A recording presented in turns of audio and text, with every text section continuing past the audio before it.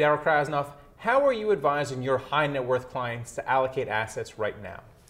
So we're still concerned about the state of the global economy, and as a result, we're more defensive.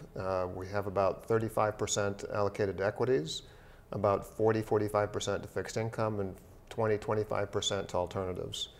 We think the headwinds will continue to persist. If Europe doesn't implode, it's going to at least be a drag on the global economy, and so we're focusing a lot more on generating returns from cash flow than from appreciation. Are you keeping your clients out of Europe right now?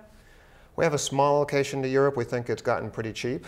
So over the long term, there's great businesses that are based in Europe, just as there are great businesses based in the US. A lot of companies these days are much more global. So we're not afraid of Europe in terms of having great businesses based there, but it's a lower allocation. We're underweight Europe. What about emerging markets? Because a lot of people forget that those areas of the world were not that successful in 2011. Yeah, so it's an interesting anomaly, because in 2011 it was the fastest growing part of the world and the worst performing equity market. We think it will continue to be the fastest growing part of the world, and now stocks are a lot cheaper there than they were a year ago. Over the next several years, we think you'll probably have monetary support for growth in emerging markets. The biggest challenge last year was they were fighting inflation while the rest of the world was trying to promote growth, and when you're fighting inflation, it's a hard time for equity prices.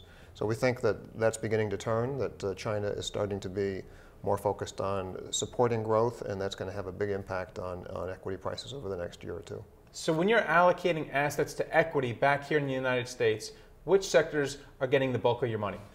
Well, because of our view of the headwinds to the economy, we want to be in the more defensive parts of the market. So we like technology, we like the consumer non-durables, we still like energy, but most important is companies that are generating good cash flow, are using that cash flow wisely, meaning either buying back shares or increasing their dividends. We think dividends count more and more, that in general, cash flow is an important element to our whole portfolios, whether coming from equities, fixed income, or even in the alternative space. So you're looking for yield. Now, where are you finding that yield in the fixed income side? Are you buying corporate bonds, high yields? Yeah, so it's tough to get there in munis these days because muni yields are so darn low.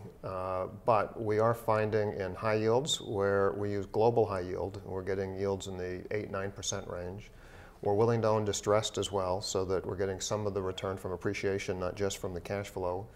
And we're finding in the MLP space, we're still getting good 6–6.5% yields from MLP cash distributions, plus the mortgage-backed area. We've recently made a move into distressed mortgages. We think it's still a little too early for real estate broadly, but in the distressed mortgage side, we think the market's still somewhat dysfunctional in that category.